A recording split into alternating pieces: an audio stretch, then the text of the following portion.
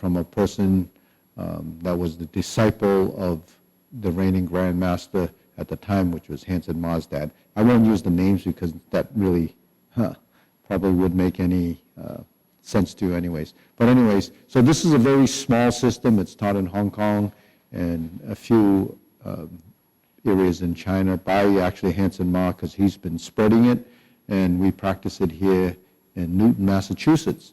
So it's a small system. It's not very popular as far as numbers of people that do it, but it's the sister system to Tai Chi. So a sister system has, similar theories and principles. It also is a system that was derived from the Wudong Mountain. So if you're familiar with martial arts, there's the Shaolin Temple, and then there's the Wudong Temple where the Taoist people practice. And there's different styles in Wudong, just like in Shaolin, there's some brand styles that people practice. But in Wudong, there's Tai Chi comes from there, the 8 diagram systems, the Bagua, and also the system called Xingyi. It's more of a linear style. So this is derived from there. It has roots in Tai Chi as well as Xingyi. So that's where a lot of the movements that were derived from. And then it has some movements and elements from Bagua.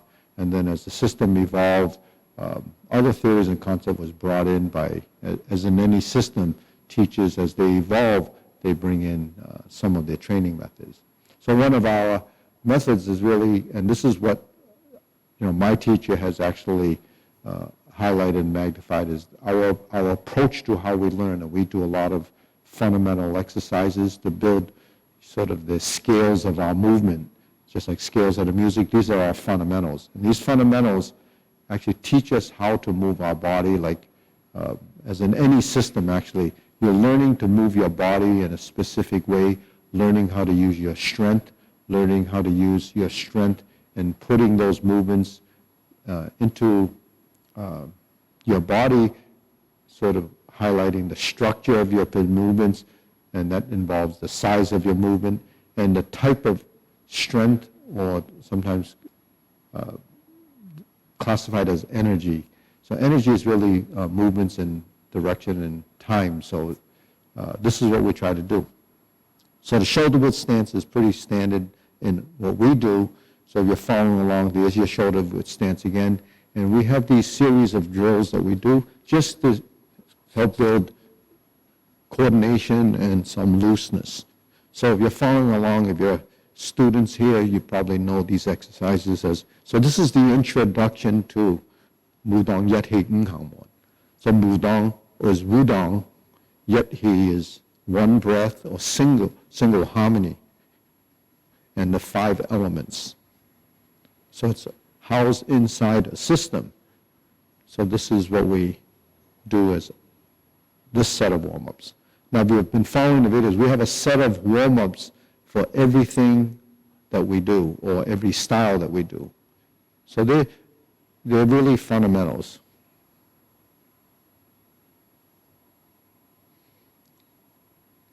So while most of us have heard of iron palm, which is really in contrast to what we do, we call it cotton palm. So cotton palm is a term meaning that we do everything soft. But, it is, there are systems called cotton palm. In fact, some systems have us form, with the cotton term inside of it. Okay, next.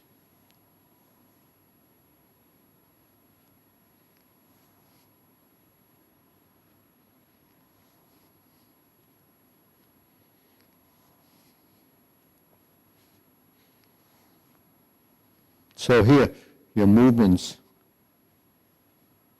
are tracked and followed with your eyes.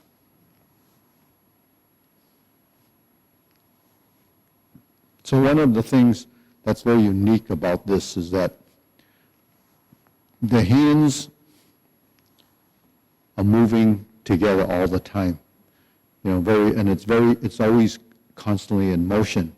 So that really builds continuity movement. And also, it has a finishing touch to it where the movement finalizes, I call it. And then we have movements really focusing on our center line. So when I speak of geometry of position, structural integrity, all of this has to do with your body form and your skeleton.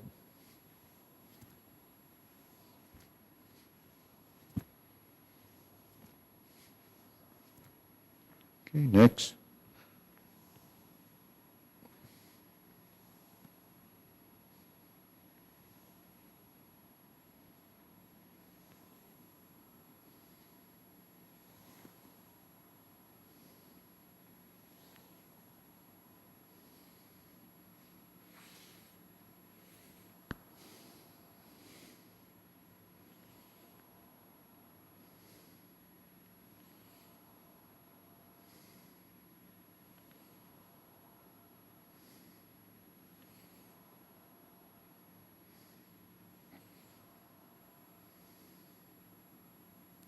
Okay, center. So you can see we're working the joints in our body.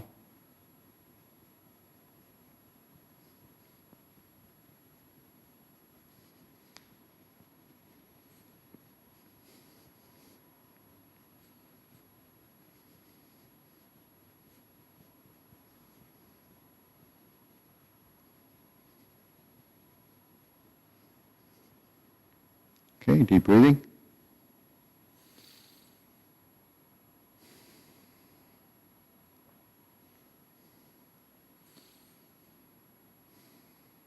So anybody who's been following the classes, they see this deep breathing exercise that we do. Actually, this deep breathing exercise comes from the Mudong Yet-Him Morn system. So that breathing is very unique. That exercise is very unique to what we do. So we're probably the only school that does a deep breathing like that. So that's, but I think it's a very valuable exercise for people that who are learning whether Tai Chi, Kung Fu, because a deep breath is really enhancing, your coordination and tying your breath with the movement. And as we go from sometimes classified as external systems to internal systems, so the Tai Chi, Yet-Him Morn, and any of the systems taught in the Wudong sect of martial arts are classified as internal systems. Sometimes that's misinterpreted because Southern styles, Kung Fu, Shaolin, also have their internal training as well. So softness doesn't necessarily mean that they're the only ones that have internal training. So what is internal training? Internal training is coordinating your breath and movement, and breath and movement is classified as Qigong. So Qigong is breath and movement. It's classified as a health exercise. It's meditation. It's sometimes thinking of energy cultivation, mainly as visualization of the circulation in your body. It's generally practiced mainly for health, and it's a type of clearing of the mind and holding positions. Then there's the Qigong that has breath and movement, such as what we're doing here, and also the forms that we do is coordinated breath and movement. In fact, Tai Chi is also breath and movement, so that's classified as a Qigong exercise. Then there's a term called Neigong or Nuigong. Nuigong is internal training, but different from just breath and movement. That encompasses strength, breath, and movement. And that is really directing the body to a different level. And the way Neigong works or Nuigong works is through the breath you build the pressure internally, which in itself builds pressure inside, and that pressure is how you build strength in your organs. So that's what Neigong is, and the goal in that is to develop that intrinsic power that you try to do. So in Hungao, the iron wire form is really not just breath and movement, it's actually training strength and movement. So there's different ideas of how they do that. So the breathing is held, it's used controlling from the inside, the external motion. So that's just kind of to give you a little hint of why, breath and movement are sort of classified in different forms. Okay, now let's go to this position. This is your empty stance, and we're just going to lift the leg like this to build this kick. We call it the Yin-Yang Leg because it goes this way and this way. Okay, you can practice it just going right in front of you like that. So it actually builds some flexibility and control. So you are still working balance. So when you look at any of this training for health, taking away what could be the martial aspect of it, is because we move our body. And why we move our body and control balance and integration of this type of motion is because we're creating circulation. And the ultimate goal between breath, movement, and circulation is to bring oxygen to our system. So a lot of people that practice martial arts, especially as they age, is actually enhancing, and capitalizing on the health benefit of that. So a lot of the old masters that train for many, many years actually have quite a bit of longevity. Now, mainly because they practice, these type of exercises, throughout their life and probably to the day they die. And it's mainly because of an interest, and because it becomes a routine. So when you do these movements, the benefit in the long run is something that you can't even imagine. So you have to start from, regardless of what age you start, you have to build off of that. And, the type of movement that we're doing, who at 70 or 80 or 90 years old would want to be doing something like this? Well, people that practice something like this will do this. Why would we do this? Why would we do this? Why not just sit on a couch and veg out and watch TV all day long? It's because that's not, what we're designed to do. We're designed to move. We're designed to be functional. So when you become dysfunctional, it's because you stop using your body. So regardless of, what you think is relaxing, you do this as a form of relaxed exercise where your mind and your body is working together. So, okay, so that just gives you some ideas of, why we practice. So this is the lower hoop. This is our shoulder height hoop, upper hoop, okay, crossing hands. So these are really structures that are highlighted here, but it also is carried across into everything that we do. So the structure, integrity, position, the understanding of the strength and weaknesses of position really come from this training, even though it's in the other training. So the understanding of why we do certain things is really important, so that you realize why something is done a certain way, so you can capitalize on the benefit of doing this. Okay, so when we're in this position, we have this 90-degree position, we have the square position, so that's your shoulder width. So any of these exercises that we're doing is in the shoulder width position. When we bring our feet together like this and bring the heel to the toe and pivot, that sets up your stance. So this is the stance that we use. This is an empty stance in Tai Chi, or this is also a cat stance. This is our empty stance. We sit. Most of the weight, even though it appears to be 50-50, is sitting back slightly, and this one foot is light. And this is all you do. It's a really simple step. And you pull forward, and if I turn on the ball of the foot, I end up looking to the side like this. So I'm in this pigeon-toed stance, and I drag this foot across. Now I'm facing that direction, and I turn on the ball of the foot till I get to this position, and I bring this foot up, and I reach out. So I'm using the edge of the foot to pull myself forward. Okay, so that's the step. The hand movement, we find our center line. Okay, so there's your center line.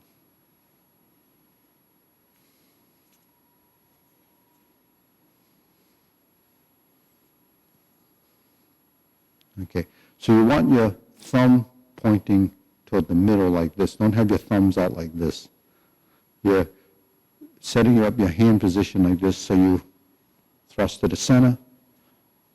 So 1, 2, 3, 4. 1, 2, 3, 4. 1, 2, 3, 4. 1, 2, 3, 4. 1, 2, 3, 4. So as you increase the movement, you just increase the speed, you're just building that coordination. And then here, okay, there's your center line.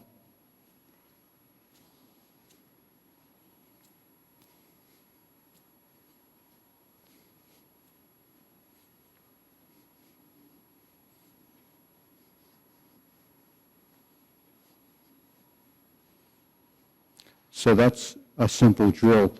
So that's how you build muscle memory and consistency of direction and movement. As simple as that appears to be, and that's why a lot of people that do martial arts will say, well, that's just a fingertip to us. But you have to realize that we're creatures of habit, and the only way you can develop a motion over time and let the body begin to understand what it's doing is to do it over and over again, and eventually you'll make certain discoveries. And these discoveries, something that you will experience. If I just stand here and tell you all the discoveries you're going to make, you're not going to benefit from that because you think you already have experienced it. But the real experience is the combination of the muscle memory, the feeling and expression of that movement, and what you gain out of that as a response. So that's something that's kind of personal in one way, but it's also unique to the individual. Okay, and then we have this lower hoop position that I just mentioned. But when the hand is here and you do this, that's a posture. Okay. When my hand is here, that's a posture. Okay. So this hand position, we bring the hands up like this and exhale.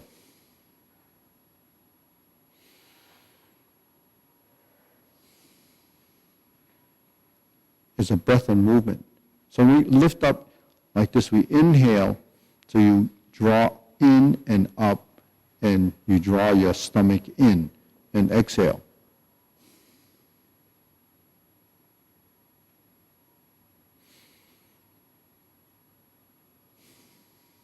So when you inhale and exhale, your focus is on an area about 3.5 inches below your navel.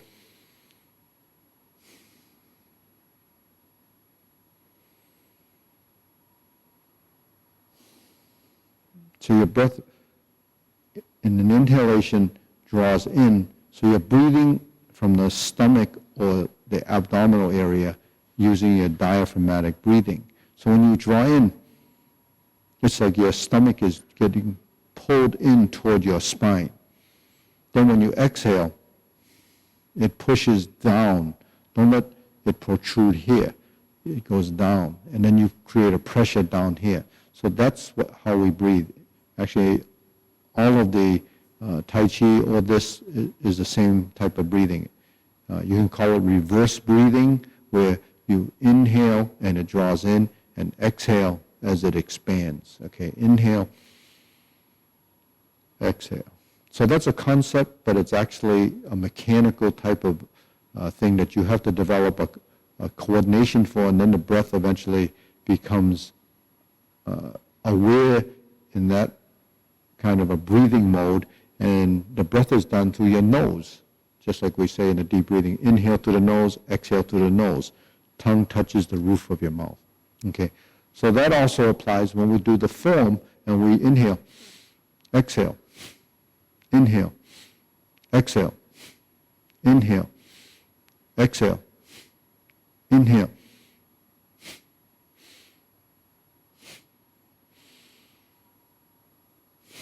So in this form, the breath is quick, it's sudden. Inhale, exhale, inhale, exhale. So not only does that create an action, but it causes diaphragmatic breathing? Your diaphragm is a muscle, and you also control that through your breath and movement. So actually everything when regard to breath and movement involves your torso. So if your body is very stiff and is very rigid, you're not going to get this type of breathing. So you have to learn to control your breathing apparatus, including all of the skeletal structure here.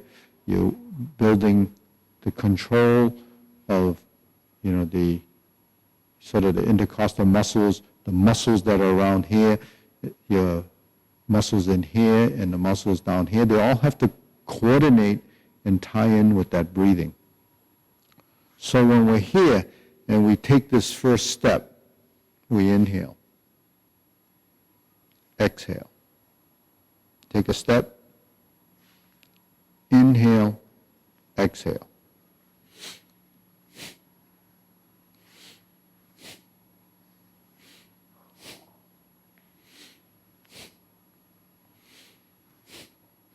Down, turn, thrust. Turn. So there's your position. Inhale, exhale.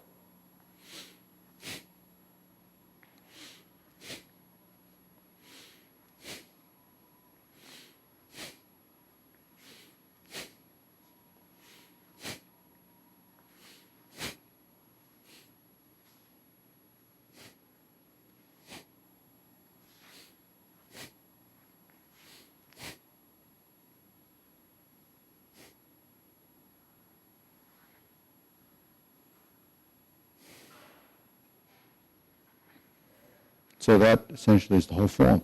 Now, it's a forward movement, stepping, and then you go the other way, same stepping.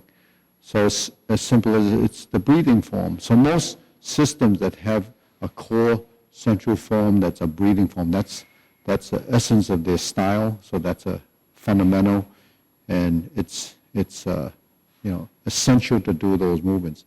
So that even karate systems that have, say, a Sanchin or, Goju-Ryu, they have a breathing form like that. Those are following the same format as some of the Chinese systems where you have, the fundamental form, which is your breathing, to develop your coordination of breath and movement, and then those stem into everything else that you do. So it's important to realize that when you start off your form, so whether it's like this or you're starting like this,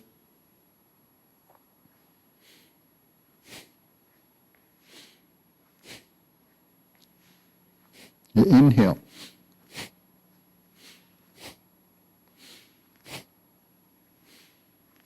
Then you turn.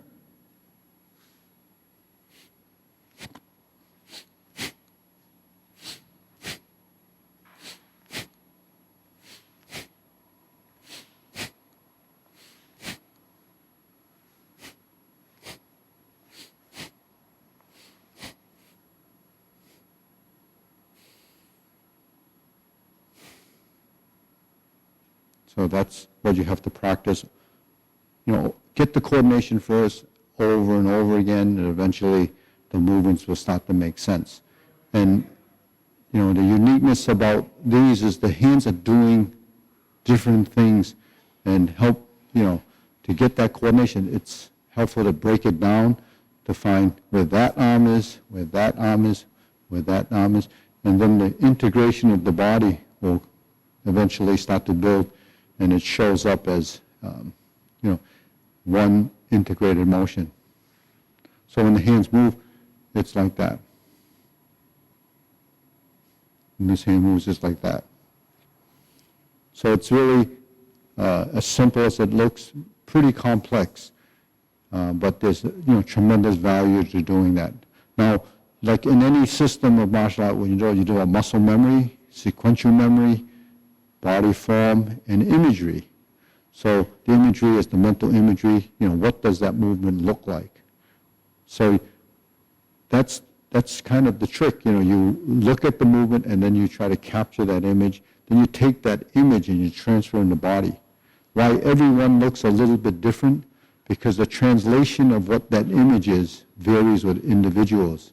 So even though your mind thinks it's doing it, your body doesn't cooperate.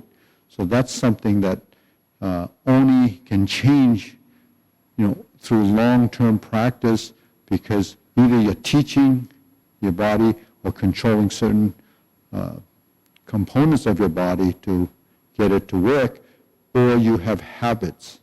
These habits are habitual, maybe it's tension, maybe it's resistance to the movement, maybe it's an injury, maybe it could be a number of things. So that's why training is very different for each and every person that's doing it. That's the uniqueness. Now, to reach a point where you're actually copying the movement to a high degree of exactness is really something that really is a function of time. So you have to go through the motion. It's completely different from, it's one step beyond what people think, that a book learned, that they said, well, I know that through my memory and I can interpret the text, but your body doesn't know how to do that. It comes from your mind and your mind intent. So in martial arts, we talk a lot about the mind, the intent, the willfulness, the consciousness of that, the directing of that. So when we send our hand over there, or we send our hand over there, and we move our hand over there, every time we move, we have an expression, but it's also from your training, this is what I wanted to do, this is what I want to do, that's what I wanted to do. So you're really telling your body what it has to do. And if you haven't experienced that, that's how you learn, that's how you practice. And the misunderstanding of the position and the posture has to do with the misinterpretation of what you thought it is aligning with, or where the reference points are. So when we talk about the center line, there's your center line. There's no, varying off of that mental imagery of that center.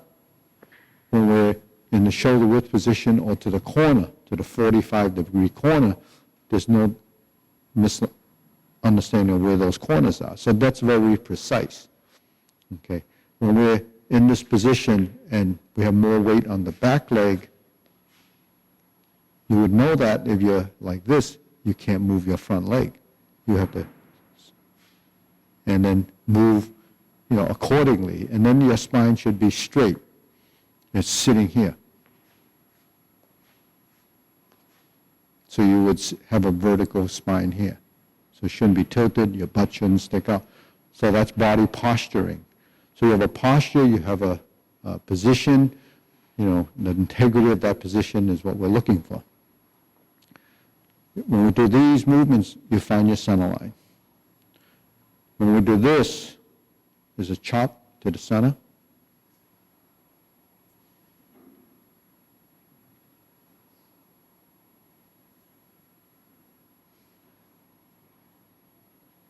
Okay, so that's a drill. 1, 2, 3, 4. 1, 2. And this is a drill. 1. Lift, lift, lift, lift, lift. So here's your center line. Here's the other hand that's working with it. Okay, and then we did this earlier, but this time we're going to make a fist on this side and switch.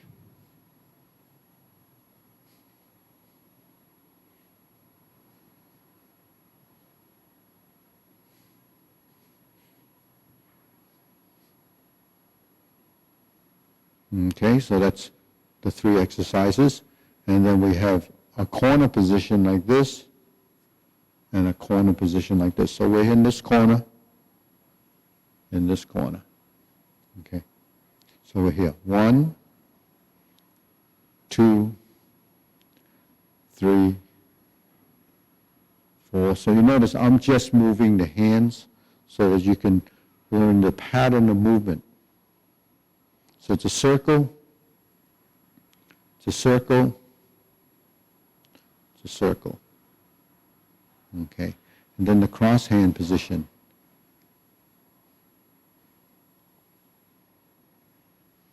So there's one down here and one here.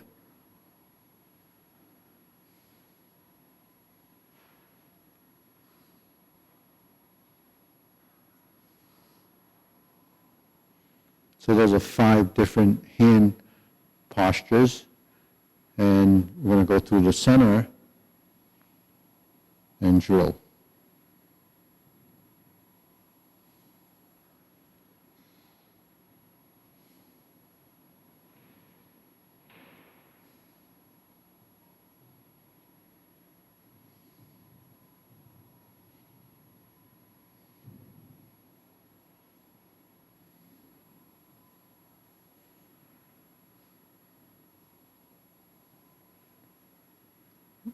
Okay, center.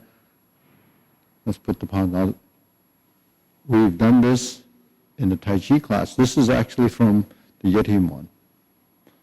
So if you do Tai Chi, many of the movements that we already do in our Tai Chi paradigm drills are derived from some of the movements that we already have. So the training strategy and techniques that we use are very consistent because we're dealing with the same principles and concepts. And if you're learning something, you have to stay within, the context of what we practice so that you are not straying off from your directions of movement or the guidelines of your movement. So that's, that upper-lower movement. Then the leg swings are actually part of that too. And we do these in the drills, and we go side to side. So I'm just running through quickly because most of you that are doing this or following Tai Chi would have done this already. Okay, so we did this earlier. The add-on that we had was actually this one, which is actually the Yin-Yang Leg, so we're here. So that's another, so we work the lower half of the body as well as the upper half of the body to give you a balance and motion. And what is all of that? Remember that I've always talked about the conflict in movement. And what is the biggest conflict in movement? Tension. So we avoid the tension stage by learning to move, learning to let the knees go so that you can actually work it, and then the hips. Okay. So the concept and the approach of everything that I teach when we're, in the classes or now that I'm live streaming this is very consistent. We work the whole body from the top of the head to the soles of our feet. You should be moving everything in between. So that's something that you should be aware of.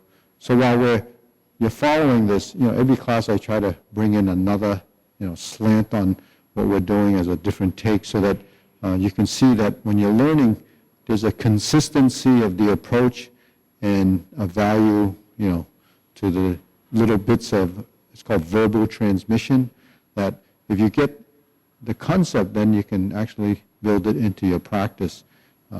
Because, understanding it is very important. I think the most important part of learning is understand why you do something a certain way. So what you should get out of this is repetition is important, and then from that repetition, you should develop accuracy of movement, consistency of movement, your integration of body, avoid tension and stiffness. Wherever there's tension and stiffness, you have to target that and then try to get rid of that. And the only way to do that is how it feels. So your experience, your feeling it from that movement will eventually tie it in together. So anything that we're doing, even though we practice it slowly in one instance, when we move, it's actually can be quite fast. When we're moving, we're here. The movements become very precise. If I do this, it's going to be exactly the same way every time. So how do you get that? It comes from practice. It comes from doing it till your body knows, you know. So it's just unique to this type of a training. It is a discipline in one way because you have to practice it consistently, and then as a strategy in, you know, what the end goal is really unique to, you know, the practice and our approach. So I think is it about time, Lucian?